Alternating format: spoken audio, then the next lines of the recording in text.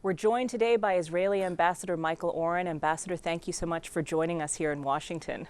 Pleasure to be here, Indira. Thank you. I'd like to start out by talking about the Israeli-Palestinian peace process, a process which seemed to hit a rocky patch last week with the announcement that the reinstatement of a settlement freeze was no longer on the table or in the cards, and that instead there'd be a return to old-fashioned shuttle diplomacy with the U.S. talking to each side in turn. Now, the U.S.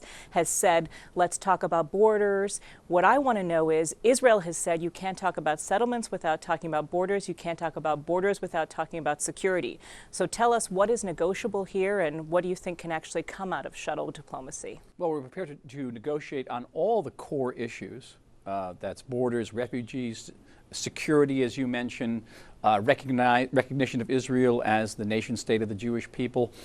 We feel that to set our borders, we have to consider all of the core issues in their entirety and understand what is going to be the nature of this Palestinian state, what is going to be the relationship with our state, are we really looking at the end of the conflict? And so the deeper our sense of security, the more flexibility we can show on the borders. Keep in mind that we're looking at a Palestinian state that's going to be right opposite our major cities, opposite Tel Aviv, opposite our major airport. We're taking some immense risks here. What about red lines? Has the Israeli state communicated to the Obama administration any line in the sand that you absolutely cannot bend with on your negotiation? Well, I think, for example, recognition of Israel as a Jewish state is when you call it a red line. We don't call it that. We simply say this is the only way we can end the conflict. We have two peoples who both view the same land as their homeland. And the only way we're going to have peace is if the two states that are founded in this homeland recognize one another as legitimate and permanent. If not, the conflict would just go on. And so I think this is not just a red line, it's the building block of peace. And I think there's a deep recognition about that, the nature of that building block also on the American side. What about disagreements within the Israeli government that are perhaps going to make it difficult to come to some negotiating positions? We saw that the defense minister Ehud Barak was here in Washington over the weekend making a suggestion for what could happen with Jerusalem and how some could be given to Israel, to Jews, some could be given to Palestinians, and Prime Minister Netanyahu has disavowed those statements by the defense minister. So if you can't agree within your own government, how is it possible to come to the negotiating table with positions that would work with the Palestinians? Well, we do have a consensual form of government. It's not like the American government where a president chooses his cabinet. In Israel, different parties come together to form a coalition. And we do make decisions, though the process is usually is lengthier than in the American example.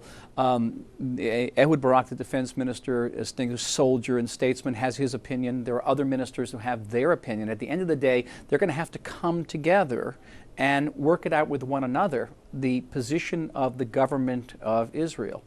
And the benefits of that system, Indira, is that when we come to the table, you know that our position represents a very wide consensus within not just Israeli governance, but within Israeli society, and that we will stand by those positions. The U.S. Secretary of State Hillary Clinton has talked about a one-year deadline for peace, achieving peace by this time next year. Is that feasible? Not just Secretary Clinton, but Prime Minister Netanyahu has talked about hoping to reach a framework peace agreement within 1 year. We're striving to achieve that. The best first move to achieving that goal would be for the Palestinians to sit down with us and negotiate with us. Unfortunately, they're not doing that right now. We hope they'll rejoin us at the negotiating table soon. Given that you were unable to give them a deal on settlements that satisfied them, and they had made that since the beginning of the Obama administration a key sticking point, although we know that it wasn't a point before, but it had become a precondition, what sort of face-saving offer can you give to the Palestinians that would allow them to come back to the table? Well, we've given them a number of things. We gave them 10 months of a settlement freeze. We've now lifted restrictions on exports from Gaza. We've removed hundreds of roadblocks on the West Bank. We've withdrawn our army from major Palestinian cities. We would hope right now we'd see some type of concessions from the Palestinians. We have not seen any yet to date. We just wish that they would withdraw us at the negotiating table. We are going to try to work to continue to improve Palestinian quality of life. The Palestinian economy in the West Bank is very, very healthy, growing at as much as 11% per year. Security has been maintained there. We're going to be working to build that, what we call the bottom-up process of of the peace process, and hope that that will induce the Palestinians to join us at the negotiating table.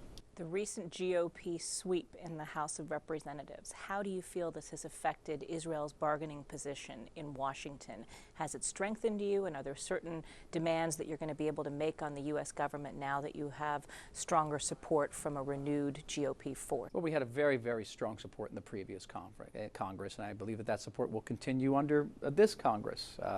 In general, foreign policy is conducted by the executive branch, and President Obama is very much a hands-on president for the peace process.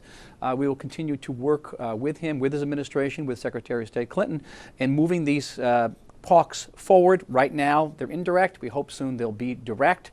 And once they're direct, we're willing to discuss all of these core issues and reach a resolution. WikiLeaks, there were a bunch of revelations about Iran, and one of them was that Defense Minister Barak had made a comment in 2009 that this year was the pivotal year for bringing Iraq's nuclear program under control. Do you still see that timeline as holding? We're at the end of 2010.